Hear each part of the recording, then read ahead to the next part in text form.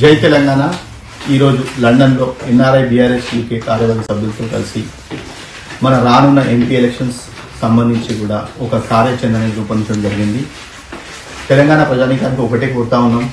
ఈ వేదికగా మన గడిచిన 3 నెలలు అంటే 100 రోజుల పాలన అనేది మనం చూసిన కాంగ్రెస్ గవర్నమెంట్ ఏ స్థాయికి దిగజారిందో, ఇటు నీళ్ళ సమస్యలు కావచ్చు, కరెంట్ సమస్యలు కావచ్చు, ఇప్పుడు రైతులు ఆత్మహత్యలు కూడా చేసుకుంటా ఉన్నారు.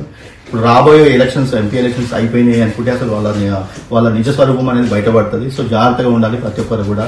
తెలంగాణ రాష్ట్రానికి సంబంధించి కూడా మన రాష్ట్రాన్ని ముందుకు తీసుకుపోవాలనుకున్న, రాష్ట్ర ప్రయోజనాలకు పార్లమెంట్ వేదికగా కొట్లాడాలనుకున్నా కానీ మన కేసీఆర్ గారి లీడర్షిప్లో మన బీఆర్ఎస్ ఎంపీ క్యాండిడేట్లే మనకు తెలంగాణ రాష్ట్రానికి సంబంధించి కూడా కొట్లాడగలుగుతారు. వాళ్ళ వాయిస్ అనేది కూడా వినిపించగలుగుతారు. సో ప్రతి ఒక్కరికి కూడా ఒకటే కోరుతా ఉన్నాం, ఈ రాబోయే ఎంపీ ఎలక్షన్ సంబంధించి కూడా స్థానికంగా ఉన్న బీఆర్ఎస్ నాయకులను కూడా భారీ మెజార్టీతో గెలిపించి పార్లమెంట్కి పంపాలని చెప్పేసి విజ్ఞప్తి చేస్తా ఉన్నాను.